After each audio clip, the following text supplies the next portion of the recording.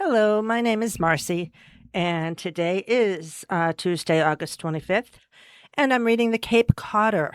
There are 4 articles on the front page, and let's start with the one that's titled Cape Cod Whale Connection Fuels a 4,000-mile bicycle ride, written by Heather McCarran. For nearly 50 years, Vincent James carried a dream within him. In 1976, when he was 15 years old, he discovered maps for Bike Centennial, a cross-country cycling route created during the nation's bicentennial. The route stretched from Portland, Oregon to Portland, Maine, and he immediately imagined himself riding it. I said to myself, I want to do this, he said. 5 decades later, he is finally making that dream a reality with a mission inspired by another lifelong connection. On August 13, James, a New Jersey resident with a home in Truro, began a 4,000-mile bicycle ride across the country to raise money for the Center for Coastal Studies in Provincetown. His goal is to raise $50,000 for the organization as he rides from Portland, Oregon, where he will dip his back tire in the Pacific Ocean, to Portland, Maine, where he will dip his front tire in the Atlantic Ocean, and finally to Provincetown, all in 50 days or early October. 50 is a big number, he said. It's 50 years for me since the cross-country dream began. It's the 50th anniversary for the Center for Coastal Studies, and we're trying to raise $50,000. His connection to the organization began decades ago through his summers on Cape Cod when he was in his 30s and visited with his family. We've been going up to the Cape since 1992, James said. My parents had a timeshare in Brewster. Every summer without fail, we would go and we would do the whale watch trips out of Provincetown. Those trips introduced him to the work of the center's scientists and to the whales that return each year to the waters off Cape Cod. Over the years, his appreciation for the organization grew into something deeper, a belief in the importance of protecting the ocean and the species that depend on it. It seems natural, he said, of choosing the Center for Coastal Studies as the beneficiary of his ride. They do such a wonderful job, not only with the whales and whales disentanglement, but the conservation aspect and really doing, as they say, science that matters. The center's work with critically endangered North Atlantic right whales is especially meaningful to him. He previously lived in South America while working for Nabisco and saw southern right whales in Patagonia. The challenge facing North Atlantic right whales made the Provincetown scientists' research and conservation efforts stand out. It's vital work, James said. Center for Coastal Studies Executive Director Anne-Marie Rinfola said the organization has had many generous donors and volunteers who help make the work possible, but no one has ever offered to ride a bicycle 4,000 miles across the country to support us. In addition to raising critical funds for the center, Vincent's effort shows a passion for our organization that inspires our community, and it inspires us too, she said.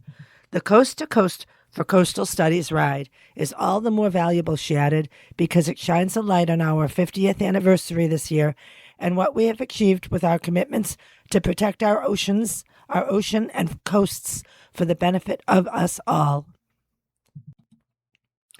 James's hope is also that the ride will do more than raise money. He wants it to start conversations about the importance of ocean health, including in communities more than 1,000 miles from the coast. People who live in landlocked states need to understand why ocean health matters to them, too, James said. The oceans influence systems that affect the health of the entire planet, he said, adding, if we don't have healthy oceans and a healthy environment, it affects everything. We're all interconnected. The ride additionally represents the fulfillment of a promise James made to himself as a teenager. He said life repeatedly pushed the journey aside. After high school, he traveled to Europe. After college, he went to China to teach English. Later, When he and his wife were 30, they bought bicycles and prepared to finally make the ride, but a career opportunity changed those plans. Now, at 65, James decided he can no longer wait. "If I don't do it this year, I'm never going to do it," he said. In preparation, over the past 18 months, James has logged more than 4,000 miles on his bicycle, the same distance he will cover during the trip. He gradually built his endurance, moving from shorter rides to longer distances, eventually completing 3 consecutive 100-mile rides and 7.5-hour rides covering 110 miles. Once you've proved to yourself that you can do it, then the mental outlook is different, James said. "It's not going to be easy, for sure, but it's going to be manageable." As of August 11th, the campaign has reached $21,960 towards the $50,000 goal. The supported ride is through Trek Travel and includes 24 other cyclists traveling for their own causes. Riders will stay in hotels each night while support vehicles transport their gear. The route will include major physical challenges, including Bighorn Pass in Wyoming, where riders will climb an 11-mile stretch with grades reaching 17%, and a 126-mile day in Minnesota. Supporters can follow James's journey on the Center for Coastal Studies Facebook and Instagram. He plans to share regular updates from the road, along with photos, experiences, and facts about the center's work and ocean conservation efforts. Those who would like to support James's ride can contribute through the center's Coast to Coast for Coastal Studies campaign at coastal-studies.org/special-coast-for-coastal-studies/. Okay, the next article is titled, "Mashpee's New Quiet Ball Rule Starts for Pickleballers" by Rachel Devaney.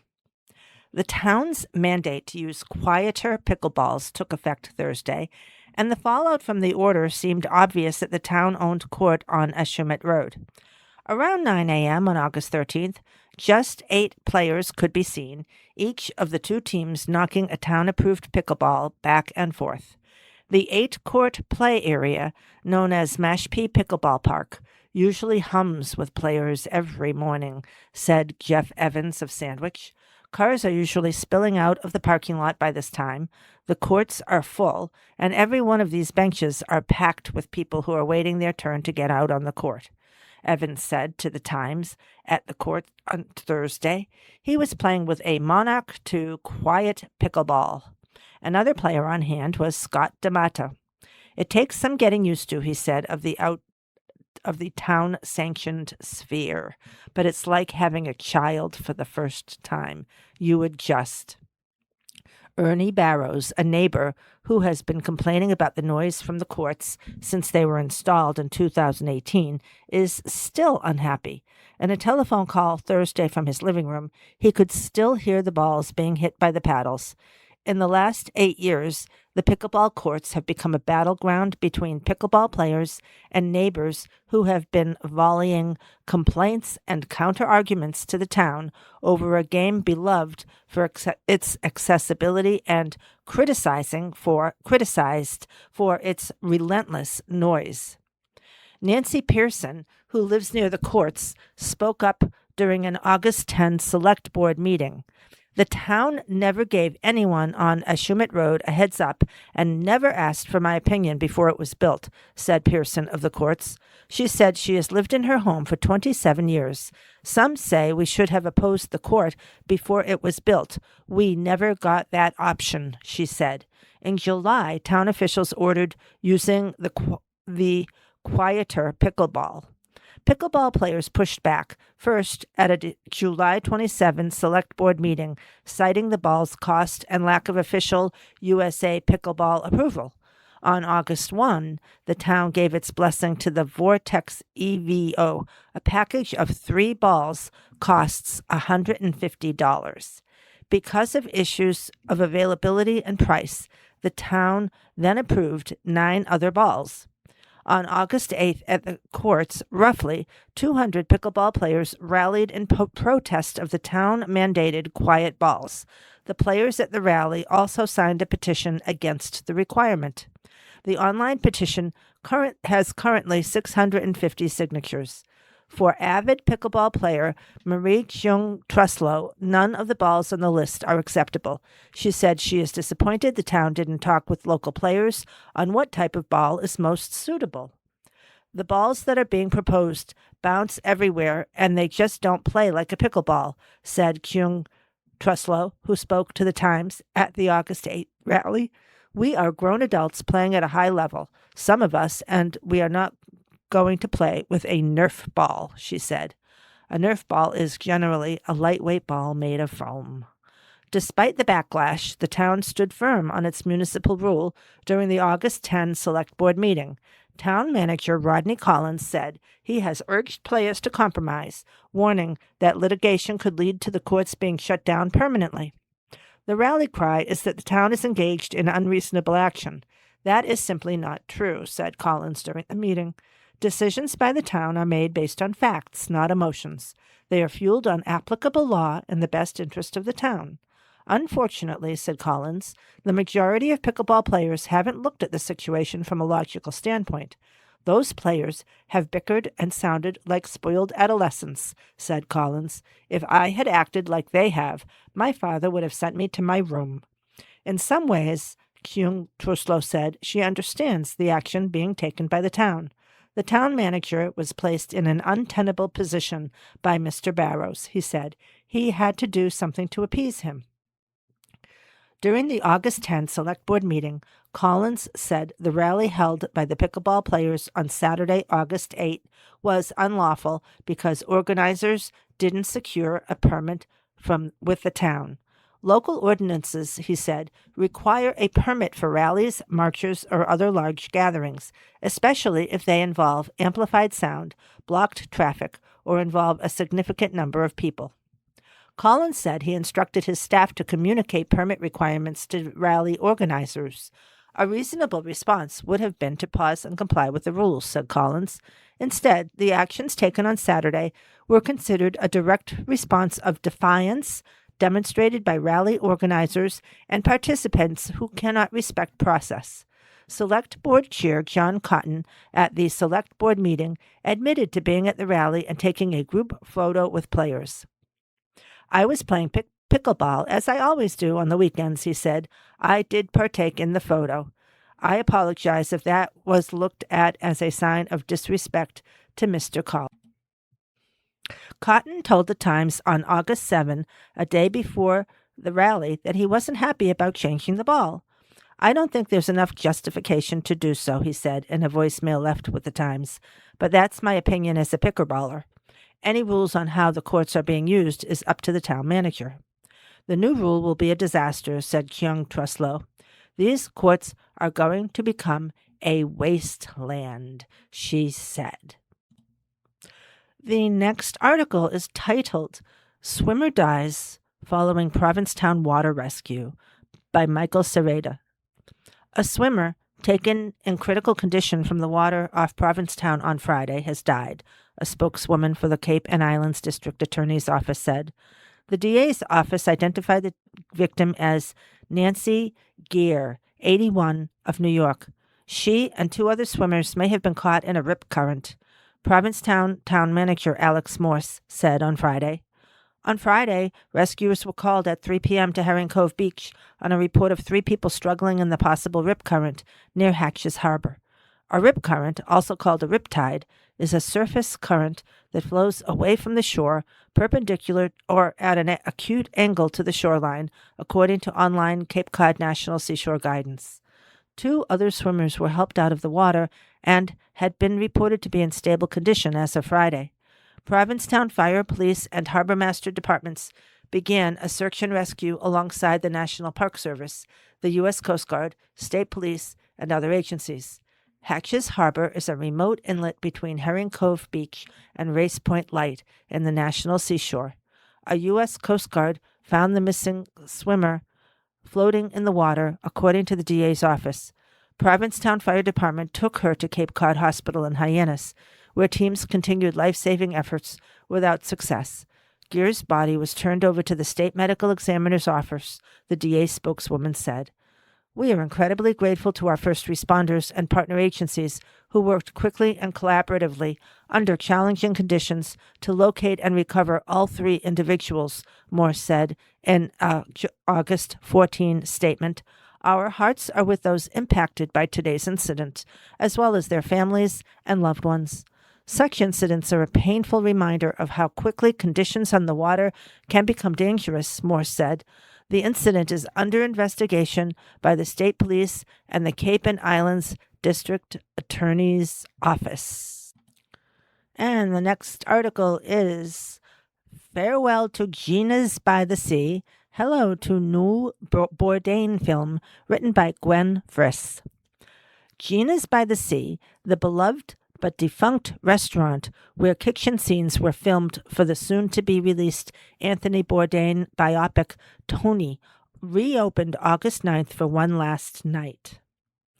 It's nice, but it's bittersweet to have people here.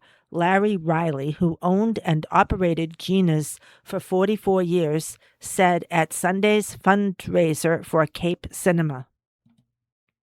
We wished we could all stay 50 years old and keep doing it at the pace we were doing it, but we can't, Riley said of closing the Italian-American restaurant in 2024 that he bought from his boss, Gina Uguccione, in 1979. The closing was met with an emotional response from generations of Cape Codders who had celebrated special occasions, first dates, or family dinners at the tiny 1930s-era dark wood cottage at 134 Taunton Avenue. On Saturday nights, I was the most hated man in Dennis. People would come by and say, "Come on, Ed, find us a space." And I would have to say, "No, we're full up," recalled Ed Jason, Riley's right-hand man and Saturday night car parker. Last year, the Tony crew spent weeks turning Gina's by the Sea into the flagship, the former Provincetown restaurant where a 19-year-old Bourdain worked as a dishwasher and discovered his passion for cooking in the summer of 1975. Dominic Sessa plays the young Bourdain, who would catapult to fame 25 years later with publication of his racy memoir, Kitchen Confidential: Adventures in the Culinary Underbelly. Anthony Banderas is Chef Zero, based partly on Ciriaco Zero Cozy, a prominent Provincetown artist and restaurateur in Provincetown, who co-founded the legendary Italian restaurant Ciro and Sal's in 1954. Yes, it's still there, and took over the flagship in the mid-70s. Jason said the film crew took the awning and screen door from Gina's to Provincetown so they could customize an exterior that fit in with other restaurants there. They also changed out light fixtures at Gina's. Much of Tony is shot in Gina's by the Sea, and it was those scenes that drew the most cheers from people who saw the movie as part of Sunday's 2 simultaneous Cape Cinema fundraisers. In addition to Gina's by the Sea cocktail party with hors d'oeuvre and platters by Fiddlestick Trolley owner Heidi Plesso, a second food truck fundraiser with Red River Barbecue was happening outside Cape Cinema. Most of Tony was filmed on Cape Cod, with producers reaching out to local chefs to ensure authenticity. Cape Cod has had at least 2 sneak peeks at the film, which comes out nationally on August 21. Executive Director Peter Fasano said Cape Cinema will get an early start, selling tickets now for a 7 p.m. August 20 screening with food trucks available before. You can also see it at Water's Edge in Provincetown, with tickets on sale now through provincetownfilm.org. Additionally, An official trailer is out, and Airbnb has a fun reel with actor Sessa outside some of Provincetown's landmark restaurants, including the Lobster Pot. Okay, there are several other stories moving on from the front page. The first one I'll read is titled Coast Guard Fixing Two Rocky Boating Hazards by Heather McCarran. In a Facebook post, John Sabin of Yarmouth recalled running his sailboat onto Collier Ledge years ago, despite noting the notorious navigational hazard was there. He told the Times he had been running the craft on autopilot and had become distracted. For many Nantucket Sound boaters, Collier Ledge has long been a name on a chart and a hazard to avoid. Now the shoal south of Osterville is one of two trouble spots getting a facelift. After more than a year of local review, the U.S. Coast Guard is cutting Collier Ledge and Southwest Rock, a second hazard to the northeast, down to size. I'm fine with taking it down, Sabin said of Collier Ledge. I hope they relocated some for marine life. Sabin's outlook reflects the competing interests that have shaped the project. Supporters point to a long history of close calls and collisions. Others question what reducing the structure could mean for fish that make their home there. The Barnstable Conservation Commission, which ultimately approved the project on a 3-2 vote at its November 2024 hearing, spent a lot of time talking about what the work would mean for the habitat. Barnstable Harbor Master Brian Taylor said the almost yearly accidents at Collier Ledge are a major reason for the overhaul. We believed that the frequency of vessels striking Collier Ledge created a public safety hazard that needed to be addressed, he said. At least 9 boats have hit Collier Ledge since 2020. Since 2020, at least 9 boats have hit Collier Ledge, including 2 in 2024. One of those incidences happened 2 years ago when a 36-foot boat carrying 8 people, including 5 children, struck the ledge. No one was injured. For years, the Coast Guard studied different ways to reduce the risk of accidents. By the time the project reached Barnstable boards in 2024, officials had concluded that lowering the man-made structures at each shoal was the best choice. Over a decade of effort had gone into different marking configurations. Matt Stuff, Chief of Waterways Management for the Coast Guard's 1st District, said during a November 26, 2024 hearing before the Conservation Commission. The natural rock formations underlying both will remain untouched. At Collier Ledge, the crews are removing part of the riprap, a mound of large rocks layered atop the natural ledge that once supported a fixed navigational aid. Southwest Rock, which Taylor said was historically marked with a day beacon and a lighted buoy, was tagged for a similar reduction. According to the Coast Guard, Collier Ledge was already among the most heavily marked hazards in the district, with multiple buoys, lights, and electronic navigational aids to warn mariners. Yet, vessel strikes continued. They also highlighted a marked increase in recreational boat traffic, including many boaters unfamiliar with local hazards, though even experienced local mariners have reported striking the ledge. Over the past few weeks, crews have been dismantling a portion of the man-made riprap structure at Collier's Ledge. Vessels and equipment assigned to work were deployed elsewhere as of late last week, but they will return. The Coast Guard's Northeast District Public Affairs Office on August 7 confirmed the task is unfinished and the contractors are expected to resume work in late summer or early fall. The agency anticipates wrapping up in late fall.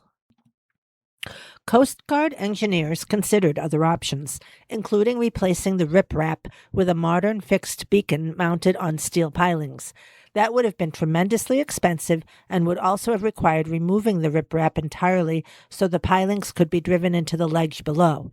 Engineers said that would have disturbed the ledge even more and driven away all the fish and marine life.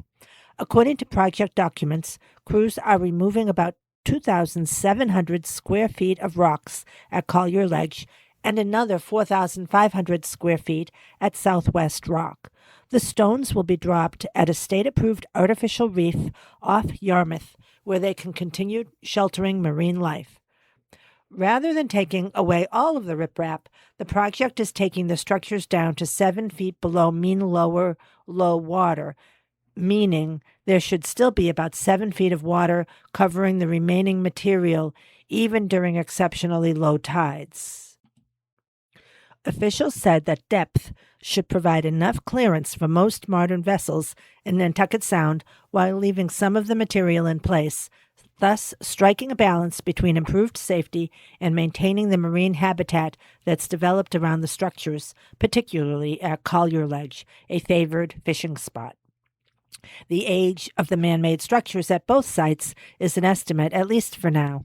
At the Concom's final hearing, one commenter said historic charts recognized Collier Ledge and Southwest Rock as hazards as early as the first half of the 19th century, when navigational aids were being added throughout Nantucket Sound.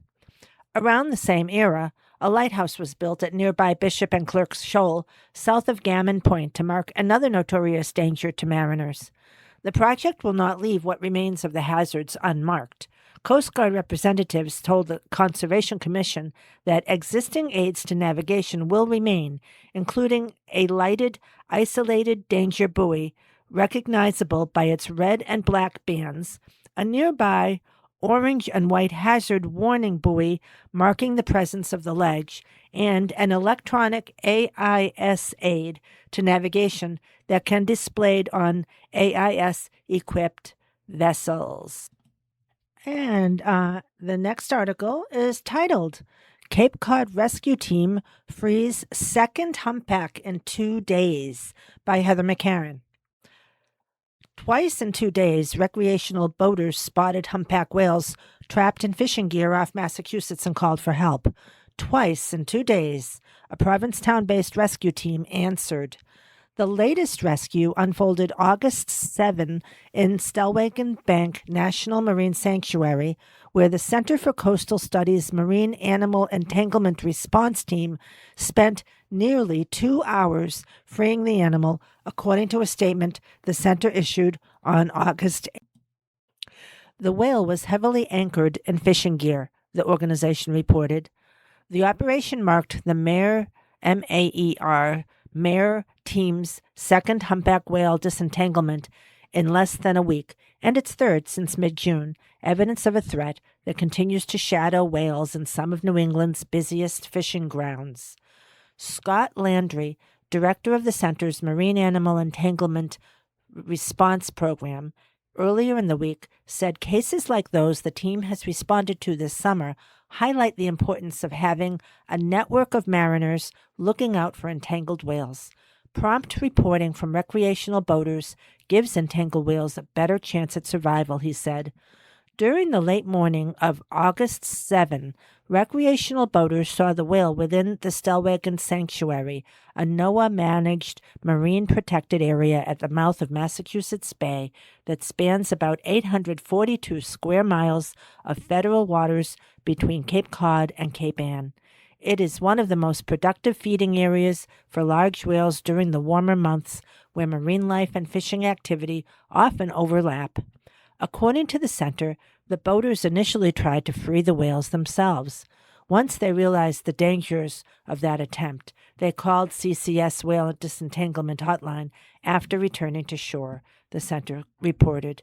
The team described the whales as relatively large. Working from a small inflatable boat, the team assessed the whale's injuries and the configuration of the entanglement before beginning the careful work of cutting the gear away. Using grappling hooks and hook-shaped knives on long poles, the team systematically removed the entanglement, the center stated. Once freed, the whale dove immediately and swam off quickly. The scene echoed another rescue 2 days earlier, just west of Halibut Point near Rockport, where recreational boaters spotted a humpback towing a fishing buoy and alerted authorities. On June 14, the Provincetown team freed a young humpback, also in Stellwagen Bank. Recreational boaters spotted it tethered near the surface by a rope wrapped around its tail, which made it difficult for the animal to swim. During a July 27 research cruise on Stellwagen Bank, members of the Mare and Humpback Studies teams came across that whale again and reported they were guardedly optimistic that the whale appears to be healing well. Taken together, the rescues offer a glimpse into a problem that marine scientists say remains one of the leading causes of injury and death next to boat strikes for large whales, as well as sea turtles.